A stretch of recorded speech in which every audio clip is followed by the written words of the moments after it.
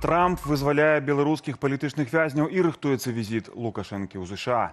Пра гэта заявіў спецпасланнік Дональда Трампа пасля перамоваў з Лукашэнкам у Менску. Закрытыя размовы працягваліся некалькі гадзінаў. На коне лёсы сотняў беларускіх палітычных вязняў. Чаму дэлегацыю вітаў кіраўнік КДБ Іван Церцель? Перад візітам у Менск Джон Кол наведаў Вільню, сталіцу Літвы. З кім спецпасланнік Трампа звяраў гадзіннікі і ці захаваўся адзіны фронт у пытанні вызвалення палітвязняў і палітыкі ў дачыненні да Беларусі. Падрабязнасці ў спецыяльным выданні «Прасвета». З вами Сергей Пеляса, а са мной у студыі Зміцер Міцкевіч. Прытанне, Зміцер. Вітаю. Военны каментатар Белсата і Евген Красулін, беларускі гісторык. А з намі на сувязі з Вільні галоўная рэдактарка тэлеканалу Белсат Аліна Коўшык. І мы пачнем ад самай актуальнай свежай інфармацыі. Аліна, прывітанне. Што вядома на гэты момант там у Вільні? Прывітанне, Сергею. Вось акурат мы прыехалі пад амерыканскую амбасаду і чакаем навінаў. Ёсць пэўная інфармацыя, сцяж яшчэ не пацверджаная. Сапраўды перамовы ў Менску скончыліся. Мы ведаем пра гэта з афіцыйных менскіх крыніц ад рэжыма. Але пакуль тут у Вільні пад амбасадай усё спакойна. Паводле папярэдняй інфармацыі чакаецца вызваленне досыць вялікай групы палітвязняў. Кажуць таксама пра тое, што ёсць вялікая верагоднасць таго, што значная частка гэтых людзей застанецца на тэрыторыі Беларусі, і толькі частка такіх найбольш публічных вязняў палітычных, а таксама верагодна нейкіх замежнікаў, іх прывязуць у Вільню. Куды на дадзены момант таксама невядома. Гуляюць пэўныя прозвішчы, але з тым, каб называць гэтыя прозвішчы, мы таксама пачакаем пакуль. Канешне ж, мы як белсатаўцы не губляем надзеі на тое, што сярод вызваленых будуць ці прадстаўнікі, ці прадстаўнічкі нашага тэлеканала. Заўсёды чакаем на гэта, але пакуль не перакрочаная мяжа, пакуль невядома, хто сапраўды ў аўтобусе, пакуль не правераныя спісы праваабаронцамі, казаць пра гэта зарана. Усё гэта на фоне сапраўды гульні і досыць гучных заяваў у Палацы Рэспублікі, запрашэння Лукашэнкі на Раду міру, запрашэння у Злучаныя Штаты Амерыкі і таксама такія намёкі на тое, што можа быць адноўленае злучэнне паветранае паміж Беларусю і Злучанымі Штатамі. Ну, прынамсі, такія жарты выдаваў Александр Лукашенко, але і таксама шмат казалася пра знешнепалітычную абстаноўку. Мы ведаем, што Лукашенко вельмі моцна настойвала на тым, каб абмяркоўваць сітуацыю ў Венесуэле, а таксама сітуацыю ў Іране. Вядома, лёс дыктатараў іншых на планеце таксама не дае спакою і Александру Лукашенку, і, напэўна, яго моцна бянтэжыць, і, верагодней усяго, ён хацеў заручыцца падтрымкаю Злучаных Штатаў, што такі лёс яго не напаткае. Але пакуль нейкай канкрэтыкі датычна таго, які кошт гэтага абмену палітвязняў на нейкія саступкі рэжыму, невядомы. Мы, натуральна, трымаем руку на пульсе таго, што адбываецца. Зараз нашы карэспандэнты знаходзяцца ў розных кропках, збіраючы інфармацыю, натуральна чакаючы перакрочання мяжы. Ну і я думаю, што неўзабаве сюды пад амбасаду прыедуць бусікі ці аўтобусы з Джонам Колам і з іншымі дыпламатычнымі прадстаўнікамі, якія Злучаных Штатаў Амерыкі, якія па маіх крыніцах зараз знаходзяцца на літоўскім пропуску на мяжы і чакаюць прыезду вось гэтай групы вызваленых палітвязняў. Таму, шаноўнае спадарства, мы ўсе заміраем у чаканні, чакаем добрых навінаў і, канешне, калі збудуцца тыя інфармацыі, якія прадракаюцца пра тое, што частцы вызваленых людзей дазволяць застацца ў краіне, гэта будзе вельмі добрая навіна. Хаця, канешне ж, мы і памятаем пра тое, што заставацца ў краіне не заўсёды бяспечна, і нават блізкія тых людзей, якія былі вывезены раней, знаходзяцца пад досыць моцным ціскам. Таму тут трэба быць вельмі моцна абачлівым, а мы трымаем руку на пульсе і чакаем развіцця падзеяў тут у Вільні. Аліна, вялікі дзякуй. Нагадаю, што з намі на сувязі Аліна Коўшык, галоўная рэдактарка Белсату, якая знаходзіцца проста цяпер перед перед амбасадай Злучаных Штатаў у Літоўскай Рэспубліцы. Аліна, мы тебе адпусцім, але дазволь, мы яшчэ раз вернемся до тебе праз хвілін 15-20, таму далёка не уцікай. Застаемся на сувязі. Дякую за твои детали. Сябры, мы з вами в студии, давайте меркуем вот что. Ну, ось на столе лежать две сур'ёзныя справы. Удзел Лукашэнкі ў Радзе міру, гэта прэстыж палітычны, так? Ну, легітымізацыя. І магчымы візіт Лукашэнкі ў ЗША, пра які наўпрост сказаў Джон Кол. На вашу думку, Евген, на вашу думку, вось гэтыя две справы, акрамя санкцый, нейкіх эканамічных саступак, ці гэта тое, што як бы схіляе нас да таго, што Лукашенко може пайсці на вялікія саступкі. Ну, грубо кажучы, выпусціць вялікую групу палітвязняў. Вось на гэтыя вось рэчы ён абмяняе вялікую групу палітвязняў ці не? Ну, зноўку, калі глядзець на тое, якія магчымасці ў Лукашэнкі ёсць, па-першае, па аднаўленні гэтай групы палітвязняў, увогуле колькасці палітвязняў у беларускіх вязніцах, плюс па вырашэнні таго, хто канкрэтна атрымае свабоду, гэта цалкам уяўляецца магчымым. Іншая справа, ну, што ён будзе патрабаваць наўзамен і што яму могуць даць наўзамен. Бо калі мы кажам, што Злучаныя Штаты Амерыкі там яго запрашаюць да сабе, ну, тут... І для яго гэта ввогуле нешта прывабнае, так? Ну, для яго гэта, канешне, прывабна. Ён светліцца зноўку перад камерамі. Ягонае імя гучыць у амерыканскім кантэксце, гэта вельмі істотна для яго і для ягонага рэжыма. Таму для яго гэта, канешне, прыемныя рэчы, якімі ён можа там казыраць падчас якіх-небудзь прапагандысцкіх кампаніяў ці ў іншых сітуацыях. Зноўку іншая справа, што гэта дае Беларусі і беларусам. А вось гэта зусім іншае пытанне, бо нават калі мы кажам, што Злучаныя Штаты пачынаюць з ім дыялог, мы мусім разумець, што Злучаныя Штаты гэта яшчэ не ўвесь свет, ад якога залежыць Лукашенко, і што Злучаныя Штаты гэта таксама далёка не адзінства палітычнае, і што ў любы момант гэта можа змяніцца. Зміцер, да тебе, як да каментатара ў справах бяспекі, пытанне вось з твоей сферы. Іван Цертель, давайте паглядзім вось на здымак, мы падрыхтавалі здымак. Іван Цертель, старшыня КДБ, праводзіў сёння амерыканскіх спецпасланнікаў у Палац Незалежнасці ў Менску. Так, старшыня КДБ, глядзіце. Іван Цертель так прыабдымае нават Крыстафера Сміта, а вядома, што Крыстафер Сміт гэта адзін з патрыархаў амерыканскай палітыкі дэмакратызацыі Беларусі, які займаецца Беларусю больш 20 год. Адзін з аўтараў вядомага акта аб дэмакратыі ў Беларусі. Так? Фактычна, для рэжыму Лукашэнкі, для ягоных спецслужб, Крыс Сміт гэта як бы галоўны агент амерыканскі, які прабуе зрынуць Лукашэнку. А тут Цертель ледзь не абдымаецца, з ім усміхаецца. Зміцер, як патлумачыць вось гэты здымак? Так? Чаму Цертель такі задаволены? Па-першае, гэта Лукашэнкава дэманстрацыя, што, ну, глядзіце, на якім узроўні мы гэтае пытанне вырашаем, і хто ў нас за гэта адказвае. То бок гэта вось тое ж у ведамстве чаго знаходзіцца пытанне палітвязняў і якое значэнне яно для Лукашэнкі мае. То бок ён паказвае канкрэтную асобу. Для амерыканцаў штамп KGB вельмі характэрны, і, зноў жа, для іх это зразумела для ўсіх колаў, і палітычных, і цывільных, для любых. То бок гэта вельмі канкрэтны штамп. Яны гэта добра разумеюць.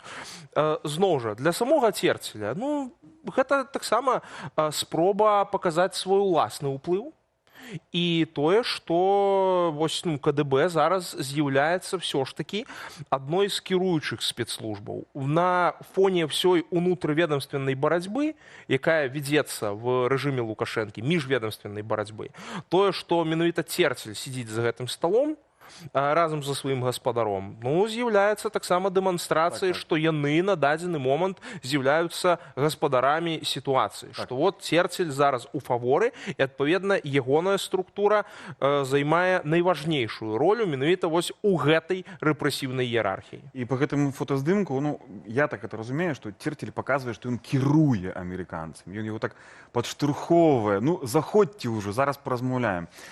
Сябры, гэта спецыяльнае выданне праграмы «Прасвет» пра візіт амерыканскай дэлегацыі ў Менск і пра вызваленне палітычных вязняў. Я вам толькі нагадаю, анонс агучу, што адразу пасля нашага выдання 17:30 па менскім часе на гэтым жа YouTube-канале Белсат Ньюс я запрашаю вас на другое спецыяльнае выданне Белсата па вызваленні. Спадзяюся, будзе больш падрабязнасцяў. Але мы вяртаемся ў студыю.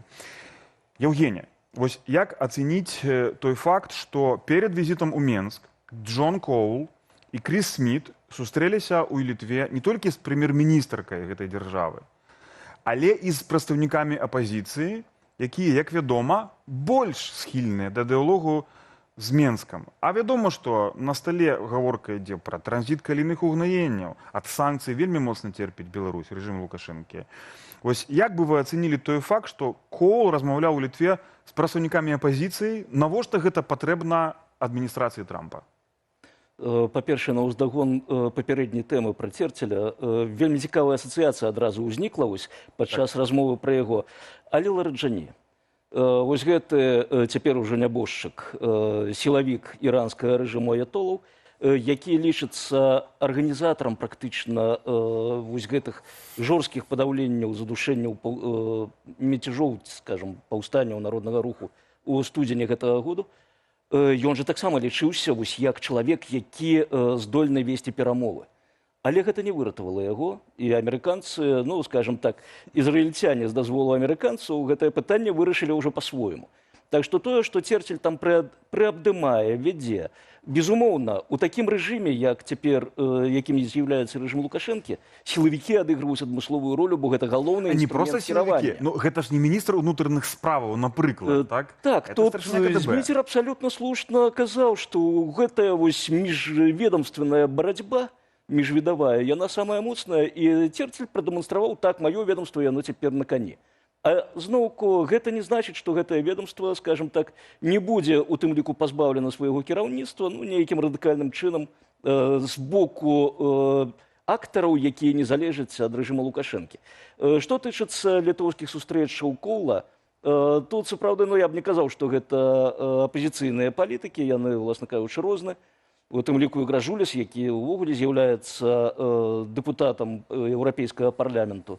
Што іх аб'ядноўвае, гэта тое, што яны, ну вось галоўнае, на што звярнуць увагу, яны ідуць супраць еўрапейскай павесткі, яны еўраскептыкі, і яны даўно заўважаны ў тым, што яны не ведаюць, з якой падставы. Ну, у іх наратывы дзіўным чынам супадаюць з наратывамі і афіцыйнага Менску, і афіцыйнай Масквы. І вось тут момант ідэальны, каб паказаць цытату, якую, Зміцер, ты падрыхтаваў, менавіта спадара Гражуліса. Давайте паслухаем цытату. Зміцер, для цябе будзе пытанне пра тое, ну, добра, ці ўдасца Лукашэнку неяк праз амерыканцаў націснуць на еўрапейцаў, у тым ліку на літоўцаў, каб пачынаць здымаць санкцыі еўрапейскія. Так? Калі ў нас гатовая цытата спадара Гражуліса, давайте паслухаем яе і потым абмяркуем. Мы абмеркавалі ўсе найбольш актуальныя сёння праблемы. Адносіны з Беларусю, адмова літоўскага боку сфармаваць дэлегацыю і весці перамовы на палітычным узроўні для вырашэння ўсіх пытанняў. Мы лічым, што гэта памылка і што размаўляць усё ж трэба. Калі Дональд Трамп вядзе перамовы, тэлефануе і шукае кантакт, нам не варта занадта дэманстраваць сваю прынцыповасць. Магу сказаць, што мы сапраўды закранулі ўсе актуальныя тэмы. І калійныя ўгнаенні, і транзіт, і капчамесцкі палігон, і пытанне пра фуры, і пытанне пра палітычных зняволеных. Яны, амерыканцы, мабыць, натуральна хочуць пачуць крыху іншае меркаванне, таму што ў нас іншае меркаванне. Зміцер, я сказаў Гражуліс, але, прабачце, это быў іншы спадар, літоўскі палітык Роберт Эскаунас. Калійныя ўгнаенні, капчамесцкі палігон, прычым тут палігон ввогуле, так? Фуры, якія ў Беларусі затрыманыя, так? Ці, на твою думку, рэжым Лукашэнкі спадзяецца праз ЗША націснуць на Літву, так, і затым Польшчу і іншыя еўрапейскія дзяржавы, каб пачаць здымаць санкцыі? Ну, рэжым Лукашэнкі, ў прынцыпе, ужо доўгі час імкнецца да таго, каб нехта націснуў на еўрапейскіх партнёраў, які ён іх называе, да? А таму што гэта адзін таксама з важных наратываў расійскай прапаганды і ўвогуле актыўнасцяў расійскай агентуры. Раскол еўрапейскага адзінства і спробы, ну, прасунуць свой наратыў, што нібыта Европе без супрацы з Лукашэнкам, ну, проста ніяк. Маўляў, ну вось, калі яны вернуцца да палітыкі гандлю з дыктатарам, то ў іх і эканоміка ў гору пойдзе і гэтак далей. Гэта старая шарманка, якую круціць і расійская прапаганда ўжо каторы год, ну і прапаганда рэжыму Лукашэнкі. Хаця нам-то якраз такі па гэтай рыторыцы зразумела, то, што гэта менавіта Лукашэнку без гэтага транзіту кепска, менавіта для Лукашэнкі гэта крытычна важна, і крытычна важна гэта таксама для ягоных крамлёўскіх гаспадароў, якія пад гэтыя бізнес-стасункі з рэжымам Лукашэнкі, адразу набудуюць агромную колькасць шэрых схемаў, і менавіта таму яны наўпростава зацікаўленыя ў тым, каб у Лукашэнкі кантакты з заходнееўрапейскімі краінамі размарожваліся.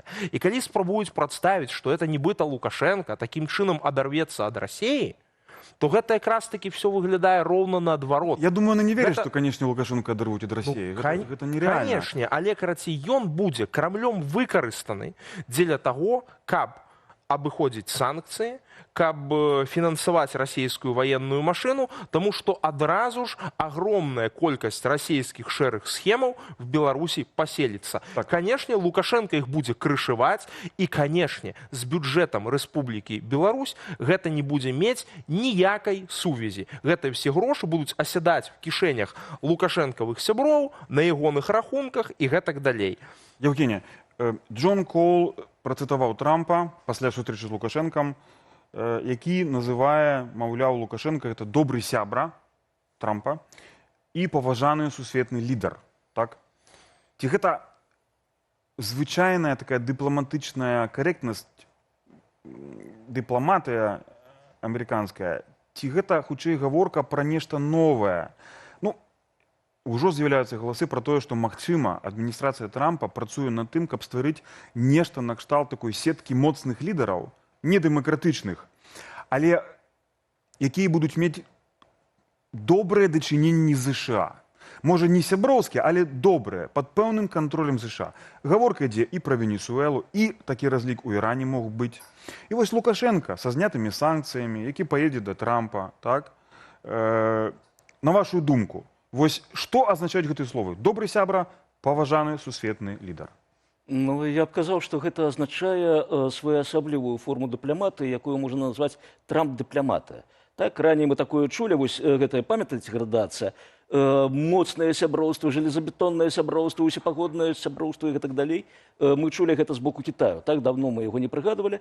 Дарэчы, на ўздагон папярэдняму зноўку сюжэту пра літоўскіх палітыкаў, адзін з тых, хто сустракаўся з Коулам, гэта Швегеля.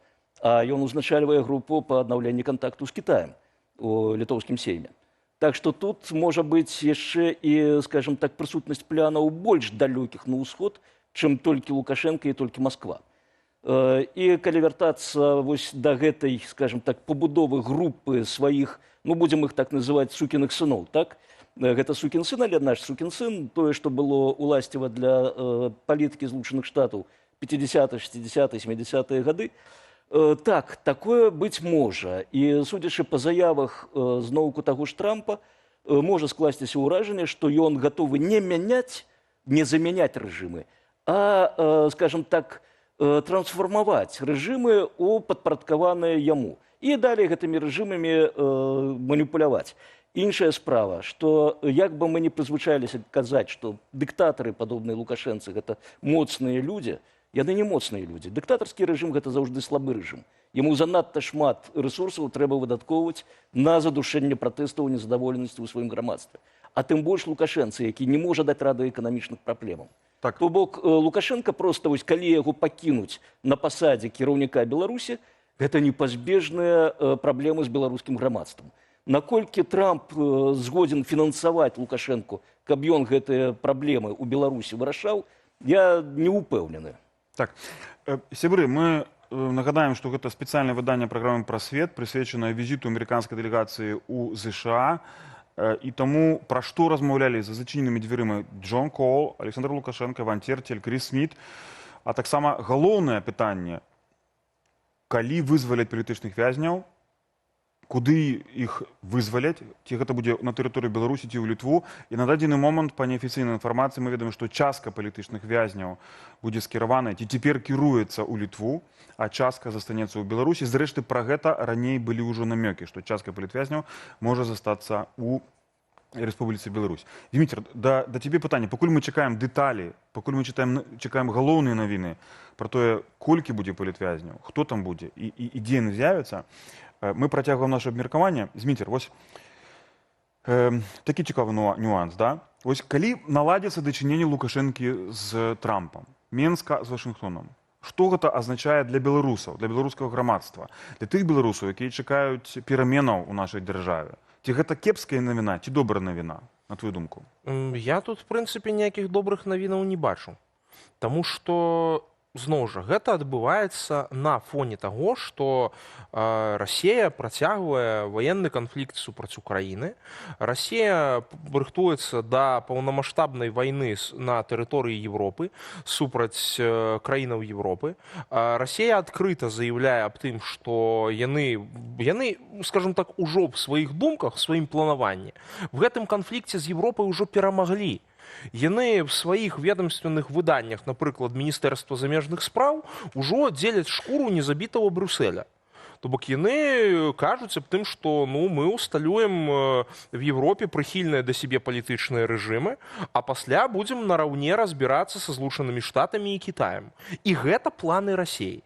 І таму на гэтым фоне вось любыя спробы легалізацыі Лукашэнкі, все гэтыя дамоўленасці ніякім чынам не будуць спрыяць нейкім пазітыўным зменам у Беларусі, ніякім пазітыўным зменам для беларускага грамадства, таму што, па-першае, гэтыя все змены будуць кантралявацца Крамлём, і ніхто Лукашэнку не дасць, нават калі б ён хацеў там какую-то лібералізацыю праводзіць, што мы ведаем, гэта з разраду фантастыкі, нічога не хоча, нічога не будзе праводзіць. Яму ўжо ніхто не дасць, таму што ён з'яўляецца часткай глобальных планаў Крымля па вайне супраць Европы. Калегі, дарагія гледачы, мы зараз яшчэ разберем заявы, якія прагучалі з вуснаў Лукашэнкі і Джона Коула ў Менску, але перед тым давайте яшчэ разлучымся з нашай калежанкай, з кіраўніцай рэдакцыі Белсату Аліны Коўшык, якая у Вільні, але тут мне падказваюць, што яшчэ немає на сувязі, таму давайте так, паслухаем заяву Лукашэнкі пра палітычных вязняў. Давайте паслухаем цытату Лукашэнку, якую нагучыў падчас сустрэчы са спецпасланнікам Джоном Коулам пра палітычных вязняў і абмяркуем яе. Мы денемся от проблемы, которую Крис очень контролирует, так называемые политзаключенные, хотя я постоянно склоняю вас к тому, что у нас нет политических статей, никаких политзаключенных у нас нет. Есть правонарушители, но мы с вами обсуждали заочно эту проблему в переписках.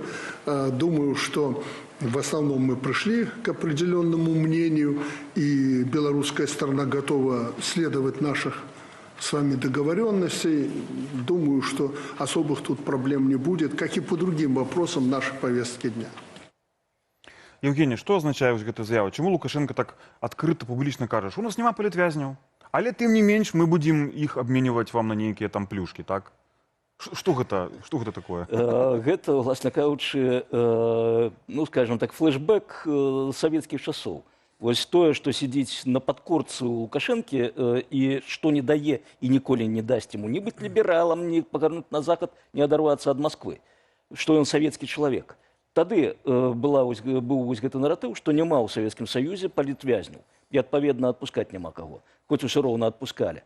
А тут галоўнае гэта тое, што якія б заявы ён не рабіў, колькі б людзей не адпускаў, бачна, што ён не змяніўся. Ягонае стаўленне да людзей, якія выступаюць супраць яго, якія выказваюць сваё ўласнае меркаванне, якія хочуць пазітыўных пераменаў для Беларусі, для яго застаюцца вось гэтымі правапарушальнікамі. А гэта значыць, што колькі б Коул не ездзіў, колькі б не прывозіў з сабой палітвязняў праз мяжу ў Літву ці Украіну ці Польшу, усё роўна гэтая праблема застанецца, яна не будзе вырашана. І гэта мы можам пабачыць на прыкладзе і той жа Венесуэлы, і той жа Кубы, і той жа М'янмы і гэтак далей. Усё роўна для такіх рэжымаў палітвязні будуць заставацца. Палітвязні ёсць, але Лукашенко кажа, што іх няма. Дык хто ж тады цяпер едзе на мяжу з Літвой, так? Мы зноў можам выйсці на сувязь з нашай калежанкай Алінай Коўшык, з кіраўніцай рэдакцыі Белсату. Аліна Коўшык цяпер перад амбасадай Злучаных Штатаў у Літоўскай Рэспубліцы. Аліна, што новага здарылася за апошнія паўгадзіны? Ці ёсць нейкія навіны? Калі ласка. Прывітанне, Сергей, прывітанне, калегі. Навіны такія, што перамовы ў Менску скончыліся, і амерыканская дэлегацыя пакінула палац рэспублікі і разумеем, што накіроўваюцца ў Літву. Чакаем іх тут. Пакуль нейкай больш пацверджанай інфармацыі не з'яўляецца. Нагадаем, што менавіта сюды, пад амерыканскую амбасаду, звычайна пасля перамоваў у Менску прыязджае Коул. Мы ведаем, што таксама ў складзе дэлегацыі был спецвысланнік, гэта Крыс Сміт, які займаецца, як сказал сам Лукашенко, займаецца справамі палітвязняў. Вось, і таксама жонка Джона Кола, Сара Колу, журналістка, якая ўжо другі раз таксама наведала Менск разам са сваім мужам. Сюды яны прыедуць, это абавязкова. А вось што будзе з тымі людзьмі, якіх меркавана павінны вызваліць, на дадзены момант невядома.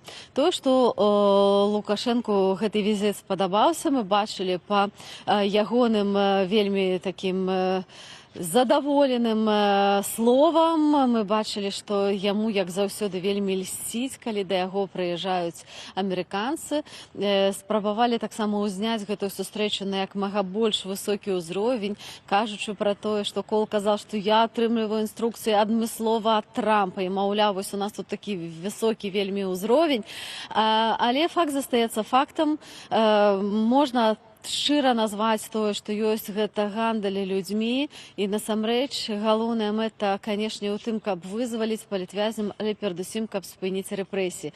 Таму мы вельмі спадзяёмся, што яшчэ сёння пачуем таксама іншыя добрыя навіны, і што тыя рэпрэсіі, якія працягваюцца ў Беларусі, мы ведаем, што напярэдадні візіта Кола чарговая хваля пракацілася па краіне, што яны ўрэшце спыняцца. І гэта была бы сапраўдная перамога, але, канешне ж, чакаем вызвалення людзей на волі.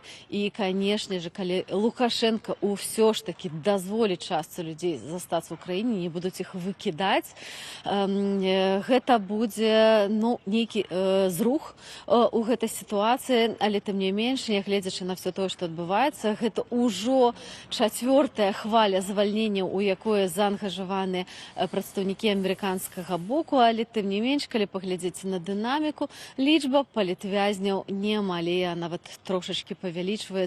Таму трэба ацэньваць сітуацыю вельмі цвяроза, і нягледзячы на тое, што мы вельмі чакаем ўсіх на волі, але хацелася б давесці да таго, каб людзі перасталі таксама трапляць за краты, а мы, калегі, з вамі маглі спакойна працаваць не толькі на вуліцах Вільні ці ў студыю ў Варшаве, але таксама ў Менску. І гэта быў каментар Аліны Коўшак, рэдактаркі Белсату, проста з-пад амбасады США ў Вільні, дзе Аліна чакае на палітычных вязняў, якія прыедуць у Літву. Дзякую, Аліна. А мы вяртаемся ў студыю, дзе працягваецца спецыяльнае выданне праграмы «Прасвет». Мы абмяркоўваем бэкграунд, закулісье візіту амерыканскай дэлегацыі ў Менск, а таксама вызвалення палітычных вязняў. На дадзены момант мы ведаем неафіцыйна, што частка палітычных вязняў едзе ў Літву, а частка палітычных вязняў застанецца на тэрыторыі Рэспублікі Беларусь. Гэта адрозніваецца ад таго, што мы назіралі раней. Гэта змена. А мы вяртаемся ў студыю да размовы са Змітром Міцкевічым і Евгенам Красуліным. Сябры, давайте паслухаем. Мы ўжо ведаем, што Кол сказаў пра Лукашэнку, дакладней, Кол перадаў словы Трампа пра Лукашэнку. Моцны лідар, так? Давайте паслухаем, што Лукашенко заявіў пра Трампа. Калі ласка. Точка зрения по глобальным проблемам, особенно по ситуации на Ближнем Востоке, будет важна для вас, поскольку вы воюете против наших друзей, и я готов откровенно поговорить на эту тему. Очень хотел бы, чтобы мою точку зрения вы донесли до Дональда Трампа. Я по-прежнему, несмотря на определенные ошибки, как я считаю, Соединенных Штатов, являюсь сторонником вашего президента.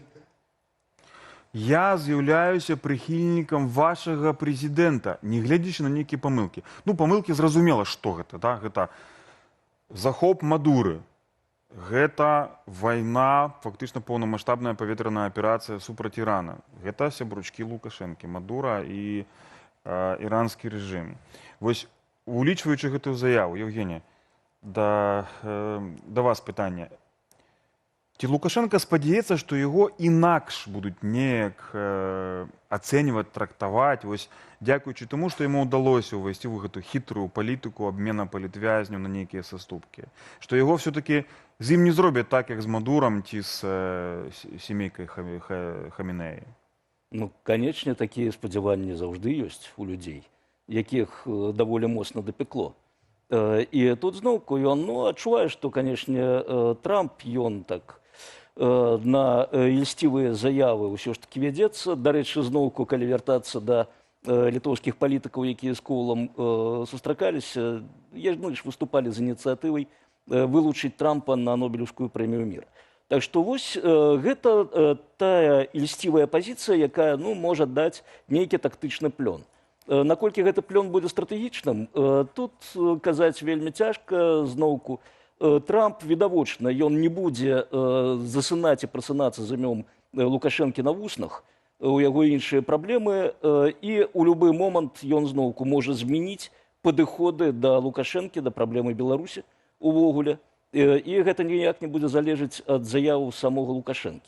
Так што тут для Лукашэнкі зноўку магчымасць выступіць, магчымасць так крышачку можа нават зверху паглядзець на Трампа, што, маўляў, былі ў табе памылкі, мы даруем з панскага плячу гэтыя памылкі, давай далей размаўляць. І зноўку тут прыгадваецца тое, што раней амерыканцы казалі пра кантакты з Лукашэнкам, што нам не трэба там ніякага адрыву Лукашэнкі ад Масквы, наадварот, мы яго разлічваем як калідор, такі, як, не ведаю, прыўратніка, кур'ера, які перадае А вось гэта цікава, Евгений, прабачце, я тут коску паставлю. Калідор, куды калідор, да? Бо прагучала тэма Ірана в размовах Джона Коула з Александром Лукашэнкам. Зміцер, на твою думку, так? Можа быць, і Евгений таксама, да вас як да спецыяліста па гэтым рэгіёне. Коул падкрэсліў, што меркаванне Лукашэнкі па вайне ў Іране вельмі каштоўнае, бо яно адрозніваецца ад заходняга. Натуральна адрозніваецца, ён же таксама дыктатар. Так? Ці не азначае гэта, што Вашынгтон можа выкарыстаць Лукашэнку як пэўны канал камунікацыі з Іранам? Бо мы ж ведаем, што раней ЗША выкарыстоўвалі, а можа быць і цяпер выкарыстоўваюць Лукашэнку як канал камунікацыі з Масквой. Прынамсі, такая версія гучала. Гэта можа спрацаваць у выпадку Ірана ці не? Я думаю, што ў Злучаных Штатаў ёсць значна лепшыя каналы камунікацыі і даўным-даўно правераныя і з Іранам, і з Масквой, што ніякі Лукашэнка ім тут не патрэбен. Я тут хутчэй бачу, што гэта Крэмль спрабуе згуляць сваю старую добрую гульню і впарыць Злучаным Штатам Лукашэнку в якасці нейкага незалежнага актара і пасярэдніка. І тое, што меркаванне Лукашэнкі пра канфлікт в Іране ці сітуацыю ў Венесуэле камусьці цікавая, гэта проста смешна. Дзе Іран, дзе Венесуэла, а дзе Лукашэнка? І які статус? І што б мы не казалі, што пра Іран, што пра Венесуэлу, гэта значна больш незалежныя актары, чым марыянеткавы рэжым Лукашэнкі, который па факце нават сітуацыю в Беларусі кантралюе не да канца. І таму казаць сур'ёзна пра тое, што ён нібыта можа кімсьці там паслужыць, гэта хутчэй, мне здаецца, прыкрыццё. Таму што гэта впісваецца в выдатны план Кремля па тым, каб прадаць Лукашэнку в якасці нейкага незалежнага актара, атрымаць сабе магчымасці для гандлю з Захадам, для правяртання таго ж самого фінта, які яны зрабілі ў 2014 годзе, калі атрымалася навешаць лапшы на вушы заходнім краінам, што маўляў, глядзіце, мы тут за нейкі нейтралітэт і гэтак далей, і зараз яны спрабуюць паўтарыць тое ж самае. Дарагія гледачы, я нагадваю, што гэта спецыяльнае выданне праграмы «Прасвет», у якім мы абмяркоўваем візіт амерыканскай дэлегацыі ў Менск, што абмяркоўвалі за зачыненымі дзвярымі Лукашэнка і Коул, а таксама чакаем на вызваленне палітычных вязняў. Па неафіцыйнай інфармацыі вядома, што частка палітычных вязняў накіроўваецца ў Літву, а частка застанецца ў Беларусі. Мы спадзяемся, што сярод іх будуць таксама нашыя калегі ці наша калежанка з Белсата. Так? А мы вяртаемся в студыю. Так? Евгения, ваше меркаванне. Вось гэты візіт. Для нас он важны перадусім з увагі на вызваленне палітычных вязняў. Але для Лукашэнкі і Трампа ёсць цалкам іншыя матывы. Для іх гэта проста інструмент, для Лукашэнкі, натуральна, да? Ці Лукашэнка можа стаць для Трампа хай сабе такім нейкім прапагандысцкім каналам камунікацыі з Іранам. Ці цяпер Ірану не да Лукашэнкі, да і Лукашэнка асабліва нічым не дапаможа? Ваше меркаванне. Я думаю, тут, калі казаць пра камунікацыю з Іранам, куды больш прыдадуцца тыя каналы, якія ёсць, напрыклад, у Ізраіля, асабліва ў ізраільскай выведкі, у Масада, напрыклад. Бо там ёсць падазрэнне, што даволі высока цягнуцца вось гэты ізраільскія выведкавыя шупальцы да іранскай верхушкі. Недарэмна гэтая верхушка ўсё радзее і радзее. І тут, конечно, Лукашенко наўрад ці здолее паўплываць. Не думаю, што ў яго настолькі шырокія сувязі сярод вось гэтых іранскіх, назовем іх пакуль элітаў, каб ён мог там даносіць і ўплываць на сітуацыю ў Іране. Тут зноўку хочацца казаць наконт вызвалення палітвязняў. Мы так успрымаем гэта як галоўную падзею і вельмі пажаданую, безумоўна, падзею. Но іншая справа, што і Аліна таксама гэта казала, што працягваюцца затрыманні, людзей працягваюць сажаць, працягваюць выносіць вялікія прысуды ім. То бок палітыка режиму Лукашенко не меняется, она застаецца, якая была. Евгения, я прапаную тут коску поставить. Сябры, у нас застаецца до конца нашага спецвыдання 15 хвілінаў, але я нагадаю вам, што гэта толькі першае спецвыданне Белсата сёння з 3. Другое спецвыданне праз паўгадзіны пасля завяршэння прасвета па менскім часе 17:30 на YouTube-канале Белсат News. Запрашаю, магчыма, тады ўжо будзе больш падрабязнасцяў, а пакуль што мы ведаем пра тое, што група палітвязняў кіруецца ў Літву, а частка палітвязняў застанецца на тэрыторыі Рэспублікі Беларусь. Сябры, пакуль мы чакаем навіну, я прапаную паглядзець сюжэт пра тое, чым займаўся Лукашенко, якія заявы ён рабіў гучныя, між іншага, як пагражаў суседзям за некалькі дзён да прыезду амерыканцаў у Менск. І потым мы вернемся в студыю. Ядравыя пагрозы суседнім сталіцам проста з кароўніка. На гэтым тыдні Лукашенко палохаў свет арэшнікам, пакуль прымаў у падарунак цяжарную цялушку. Чым займаўся дыктатар за лічаныя дні да візіту амерыканскай дэлегацыі і каму ён абяцаў жорсткую рэакцыю? Падрабязнасці ў сюжэце Сергея Марсалева. На мінулым тыдні Лукашенко наведаў узорную гаспадарку ў Магілёўскай вобласці. Мы хотели бы вам подарить Госці падарылі цяжарную цялушку, а на фоне пастаральнага пейзажу і кароўнікаў ён падзяліўся сваімі развагамі пра геапалітыку раны 2020 года і Иран. Мы не ввязываемся в эту войну. Я не хочу навязать своей стране, вам, какие-то проблемы. Там американцы с евреями уже себе столько проблем создали. Даволі спакойны каментар, улічваючы ваяўнічыя выказвання Лукашэнкі ў адрес США яшчэ год таму. Эксперты мяркуюць, што да зніжэння градуса і эмоцый Лукашэнкі ёсць падставы. И в таком контексте, когда тоже США постепенно снимают или приостанавливают санкции, но не совсем ловко наезжать на Дональда Трампа, который является самым открытым к Лукашенко. С другой стороны, он не хочет обидеть товарищей в Техеране и тем более союзников в Москве. И выкручивается так, как умеет. Напередадні кожнай военнай аперацыі США за мяжой Лукашенко паўтарае мантру пра салідарнасць народу з яго калегамі-дыктатарамі і прарочыць амерыканцам няўдачу. Они думали, вот мы бомбанем, и весь народ пойдет против. А ничего не получилось. А когда убили Али Хаминеи, там народ вообще, это же духовитые мусульмане. Они объединились, и там уже и оппозиции нет. Лукашенко распавёў прыдворнаму пулу пра кулісы перамоваў па палітвязнях. Да, педалируют, в том числе и с подачи наших беглых, эту тему политзаключенных. Пожалуйста, 100, 200, я не знаю, сколько их там человек. У них постоянно цифра эта увеличивается. На жаль, я забыўся згадаць, што лічба павялічваецца таму, што за краты кідаюць больш, чым вызваляюць. Тэма палітычных зняволеных для Лукашэнкі – спускавы кружок, дзе ўключаюцца яго глыбінныя страхі страты ўлады, бесслаўнай адстаўкі і незахойныя траўмам масавых пратэстаў 2020 года. И я им и здесь говорю, если кто-то попробует повторить 2020 год, а там мы все с вами хлебнули в 2020 году, реакция будет жесточайшая. Скажу больше, не глядя ни на какие законы и законодательства, я буду на это жесточайше реагировать. Дыктатару, як і раней, не да законаў. Вядома, складана чакаць логікі ў гэтым потоку свядомасці. Літаральна адразу ён зноў згадаў пра закон, перад якім, оказывается, усе роўныя. Посадим. Как только букву закона приступили, как ко всем. А что, министра вчера посадили или позавчера, а на них смотреть будем? Закон для всех един. Нарушил закон – иди. Вот это такой откровенный разговор. Поэтому остаться хотят, пожалуйста, но в рамках существующего правового поля. Польша тым часам чакае вызвалення палітвязня Анджэя Пачобута, сцвярджаюць аналітыкі, і гатовая будзе ў такім выпадку абмяркоўваць аднаўленне чыгуначных зносін з Беларуссю. Але для паўнавартаснай нармалізацыі адносін з Менскам ёсць перашкоды. Общая позиция Евросоюза, она совпадает с нашей позицией. То, что вы сказали, должны быть предусловия, должно быть сделано на стороне Минска, и у них мяч несколько существенных шагов. Прежде всего, все политзаключенные должны быть отпущены, освобождены, и желательно реабилитированы, но тоже точно не депортированы, как происходит это сейчас, происходило в прошлом году. И это является с точки зрения Варшавы и Брюсселя и большинства стран в Евросоюзе предусловием, а не предметом торга, обмена и торговли. То, что делают наши союзники за океаном. Лукашенко даверліва распавёў прапагандыстам пра вынікі праверкі ВПС і СПА. Абмежаваўся кароткім каментарыем. Нядрэнна. Затое развіваючы тэму пра тое, ці можна лічыць арэшніку Беларусі законна ваеннай цэллю НАТО, ён зноў разразіўся пагрозамі ў адрас Вільні і Варшавы.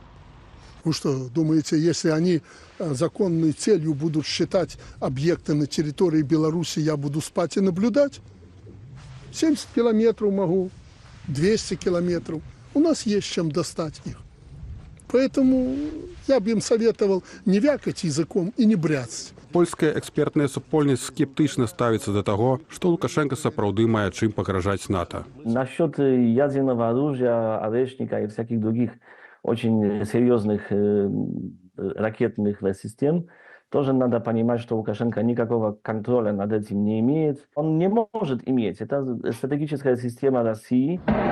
Персидскі заліў, ахоплены вайной, зноў з'явіўся ў парадку дня Лукашэнкі на гэтым тыдні. Ён ухваліў праект пагаднення з Саудаўскай Аравіяй пра ўзаемную абарону сакрэтнай інфармацыі і ўпаўнаважыў КДБ на перамовы і падпісанне. Якой? Цікава, таемнай інфармацыі. Не успел поехать на Ближний Восток, деньги прячет. Читаю, деньги прячет. Я думаю, ну зачем вы, белорусов, дураками держите? Вот у нас здесь Роман Головченко, главный банкир. Как, Роман, присаживайся, как можно спрятать сегодня деньги? Ну как, объясните, так деньги какие? Ну, сидим в узком кругу. В прошлом году писали 13 миллиардов долларов.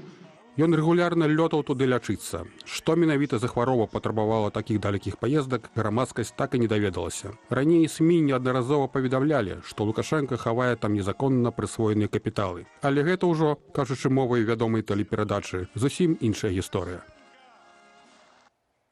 Нам стало неофициально вядома, что наша коллежанка Катя Андреева, журналистка Белсата, была журналистка Белсата, Катя Андреева может быть на свободе. Пока что эта информация не подтверждена, тому не будем эту думку развивать.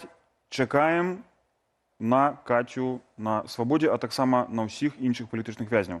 А ми протягуємо нашу розмову у спецвиданні «Просвіта» з Євгеном Красуліним, істориком, і з Дмитром Міцкевичем. І, дорогі глядачі, нагадаю про те, що одразу після спецвидання «Просвіта», докладні про полгодини, але майже що одразу, запрошую вас на YouTube-каналі Белсат Ньюс на другое спецвидання Белсата по визволенню політичних в'язнів. Зробіть собі каву, зробіть перепинок і праз півгодини вертайтеся після просвіта. А у нас підсумування, колеги. Добре. Політичні в'язні, частка з їх визволена. Чергове визволення. Це вже тенденція, процес. Так? Лукашенку запрошують на Раду миру. Лукашенковський візит у Вашингтон, ті агулом з США, це ж може бути і Мар-а-Лаго, так? Планують. Так? Лукашенко вертається як легітимний політик. Што далей? Што з гэтым гандлем можа адбывацца далей? Бо палітычных вязняў у нас сотні, больш тысячы, і ўвесь час арыштоўваюць новых. Евгений, ваше меркаванне? Ну, ось як казаў пан Клусінскі, што перадумова гэта вызваленне ўсіх палітвязняў. Я б казаў, што гэта таксама далёка не прызнак таго, што рэжым змяніўся і што з ім можна мець справы. Бо прыгадаем 2015 год, калі былі адпушчаны тагачасныя палітвязні, якія потым селі яшчэ на больш працяглыя тэрміны. І Захад, адпаведна, пачаў так званую нармалізацыю адносінаў. Чым гэта скончылася, усім вядома. Вось, як паказвае зноўку гістарычная практыка, пакуль існуе рэжым, будуць існаваць і палітвязні, і будуць існаваць тыя пагрозы, якія сыходзяць з гэтага рэжыму. Так што тут не пытанне вызвалення людзей. Людзі будуць вызвалены толькі тады, калі скончыцца гэты рэжым. Вось гэта галоўная перадумова дзеля таго, каб не было палітычных зняволеных. А пакуль існуе рэжым, будуць і вязні, будуць пагрозы да сваіх суседзяў, і, уласна кажучы, гэтыя пагрозы могуць у любы момант рэалізавацца. Так, Дмитрий, ну вось, Лукашенко за некалькі дзён да візіта амерыканцаў у Менск пагражае арэшнікам фактично пагражае арэшнікам каму? Вільні і Варшаве. Ён агучыў кіламетры, 70 кіламетраў, 200 кіламетраў. Ну, гэта адлегласці да еўрапейскіх сталіцаў, так? І фактычна нічога яму за гэта не будзе, так? То есть, ну, ніхто... Прыязджаюць амерыканцы, сустрэліся, запрасілі Вашынгтон. Амерыканскім саюзнікам, як ты гэта бачыш? Што гэта азначае для Беларусі, так? Бо часам з'яўляюцца галасы, што гэта добра, што амерыканцы вернуць амбасаду ў Менск, што будуць дачыненні, што Беларусь як бы вечная, а Лукашенко зараз скончыцца. Важней незалежнасць Беларусі, чым рэжым Лукашэнкі. Твоё меркаванне. Зразумела то, што незалежнасць Беларусі важней за рэжым Лукашэнкі. Толькі на дадзены момант галоўнай пагрозай незалежнасці Беларусі і з'яўляецца рэжым Лукашэнкі, які сваімі крывымі ручкамі здае гэтую незалежнасць Расійскай Федэрацыі, ужо прадаў частку незалежнасці ўжо даўным-даўно, што датычыцца культурнай палітыкі, таму што ну, яму, як звычайнаму калхазану, груба кажучы, ён в сілу сваіх інтэлектуальных здольнасцяў не можа ацэніць важнасці незалежнай інфармацыйнай і культурнай палітыкі, і таму ён яе здаў. І на гэтым фоне ён як бы не спрабаваў стварыць сваю дзяржаўную ідэалогію, то ў яго без кантроля над інфармацыйным полем гэтага не атрымалася. Далей ужо можна таксама абмяркоўваць і здачу ваеннай незалежнасці і ўсяго астатняга. Таму якраз такі тут казаць, што ну, павышэнне суб'ектнасці рэжыму Лукашэнкі нешта дае беларускай незалежнасці, мне здаецца, нічога не дае. Таму што і так все рычагі важныя знаходзяцца ў руках Крамля, а легітымізацыя рэжыму Лукашэнкі толькі павялічвае магчымасці Крамля павядзенні сваёй далейшай агрэсіўнай палітыкі супраць краінаў Еўропы. І пакуль гэтая сітуацыя не будзе вырашана, то мы не можам казаць ні пра якую незалежнасць Беларусі, ні пра якую, я не ведаю, там рэфармацыю, нейкае там развіццё далейшай краіны. Зразумела. Еўгеній, ці вы згодныя з пазіцыяй Змітра? Ці не лепей, каб все-таки была паўнавартасная амбасада США ў Беларусі, не дэмакратычнай, пад военно-палітычным кантролем России, але тым не менш Злучаныя Штаты такім чынам бы прадэманстравалі, што яны прызнаюць Беларусь як суверенную дзяржаву. Ці не? Ці гэта не мае значэння? Я вось абсалютна згодзін з папярэднім аратарам, што значэнне гэта, ну, сімвалічнае значэнне для Лукашэнкі, так, гэта істотна. Мяне прызналі. Для будучыні Беларусі я тут не бачу асаблівых прэферэнцыяў у тым, што вяртаецца амбасада, бо прызнанне Беларусі адбываецца не на сустрэчах кола з Лукашэнкам, я думаю. Я думаю, прызнанне Беларусі зараз ідзе ў еўрапейскіх кабінетах палітычных, у Брусэлі, так, дзе праходзяць вось гэтыя урачыстасці наконт 50-годдзя партыі еўрапейскай народнай. Вось там, на сустрэчах з амбасадарамі НАТО, вось там вырашаецца. Евгений, вы маеце на увазе размовы Светланы Тихановскай з еўрапейскімі лідарамі, еўрапейскімі дыпламатамі. Так, натуральна, мы нават сюжэт падрыхтавалі на гэту тэму, але з увагі на спецвыданні вызвалення палітвязня мы яго сёння не пакажам. Сябры, у нас застаецца некалькі хвілінаў. Я яшчэ паспею запрасіць вас. Праз паўгадзіны пасля завяршэння спецвыдання пра свету вяртайцеся на Белсат Ньюс. Тут будзе другое спецвыданне. Магчыма, будзе больш дэталяў. На дадзены момант мы ведаем, што частка палітычных вязняў вызвалены рэжымом Лукашэнкі у выніку перамоваў з адміністрацыяй Трампа кіруецца ў Літву, а частка палітычных вязняў застанецца ў Беларусі. З'явілася таксама неафіцыйная інфармацыя пра тое, што сярод вызваленых ёсць наша калежанка, журналістка Белсата, былая журналістка Белсату Катерина Андреева, якая знаходзіцца больш 5 год у зняволенні. Разам она атрымала прысуд 8 гадоў і 3 месяцы. Вельмі брутальны прысуд. Зміцер, твоё падсумаванне. Ну добра, вызваляюцца дзесяткі палітвязняў, так, такая кропельніца адбываецца, так? Але Лукашенко атрымлівае за гэта даволі вялікія бонусы. Сустрэча з Трампам, ужо адразу, вось, прямо зараз, так, правда? Рада міру, ён паедзе ў Вашынгтон, ён стане сусветным палітыкам. Яго бамбіць не будуць пасля гэтага, бо ён сустрэўся з Трампам. Да?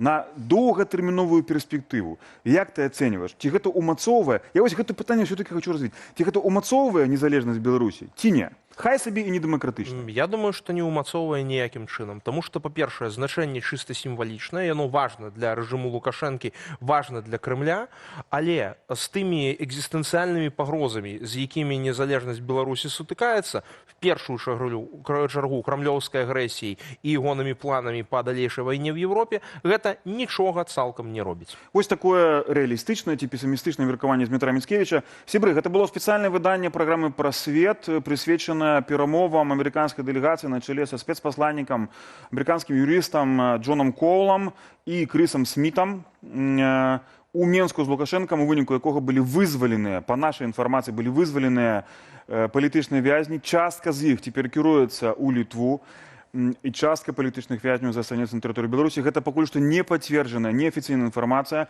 і мы вельмі спадзяемся, што сярод іх будуць альбо нашыя калегі, журналісты, а у першую чаргу мы чакаем на волі нашу калежанку Катю Андрэеву. Гэта быў «Прасвет». З вами быў Сергей Пеляса, а таксама Евген Красулін, гісторык. Дзякуй, Евгеня. І ваенны каментатар Змітрый Міцкевіч. Дзякуй. Дзякуй, да пабачэння.